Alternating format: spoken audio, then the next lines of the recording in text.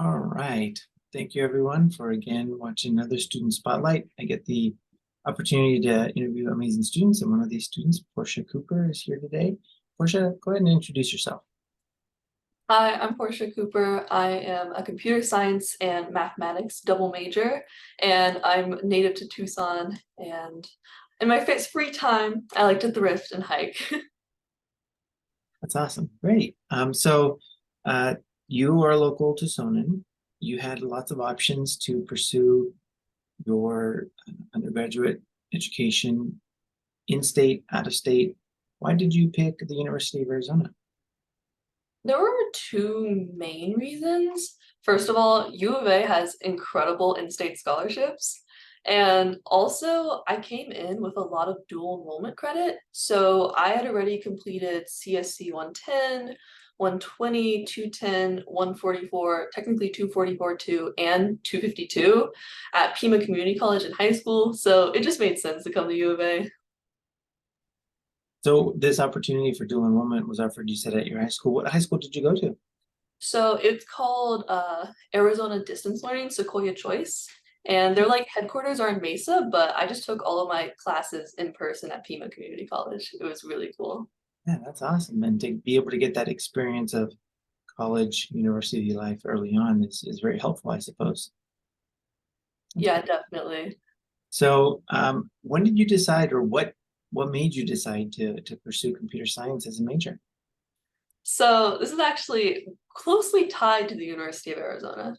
I started coding when I was 12 at U Arizona Girls Who Code, and this year I became the lead facilitator for the club. So I've come full circle, and my computer science journey started at U Arizona, and it's continuing on there.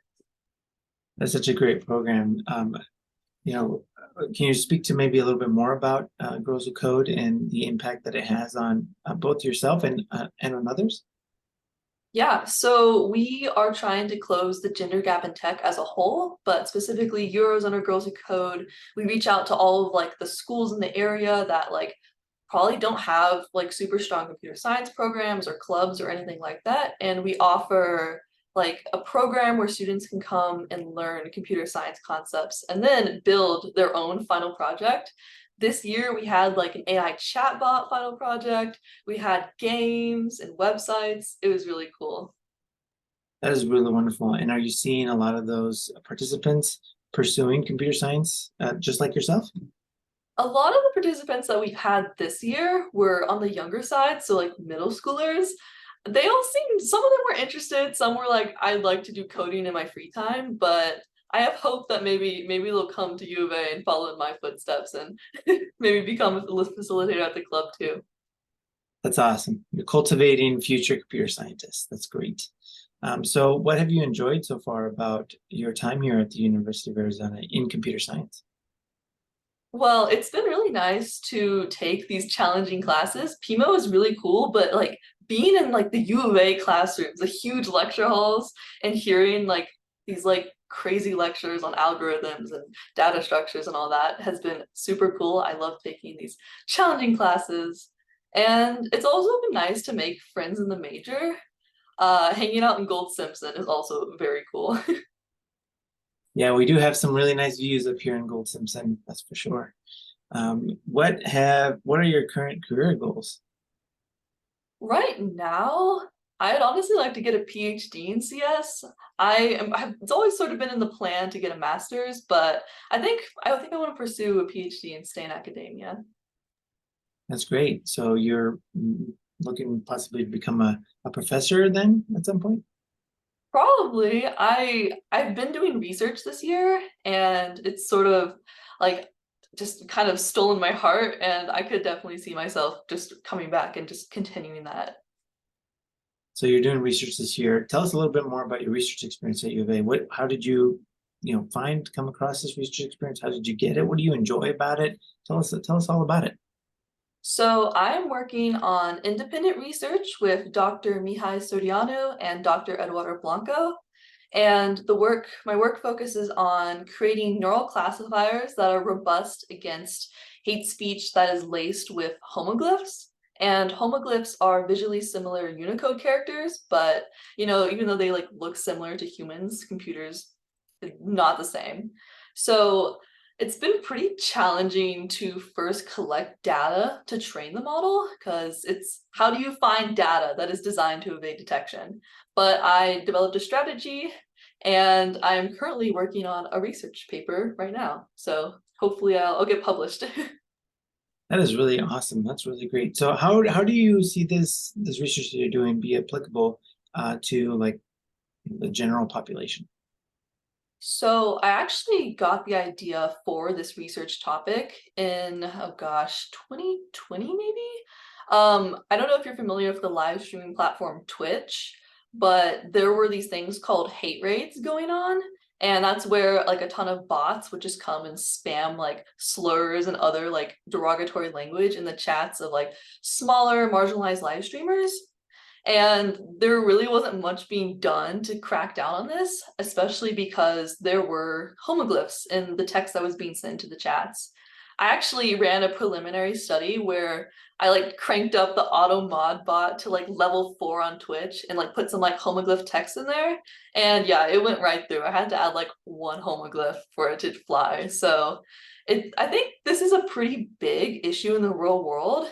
There's not too much talk on it, it seems yet, but I think there's also cybersecurity applications as well, such as like domain name spoofing. It's not as big of a problem because they don't like give the full Unicode character set, but you can still like have Cyrillic characters and like Greek letters and stuff in domain names, I think based on like region. So it's still a problem for cybersecurity as well.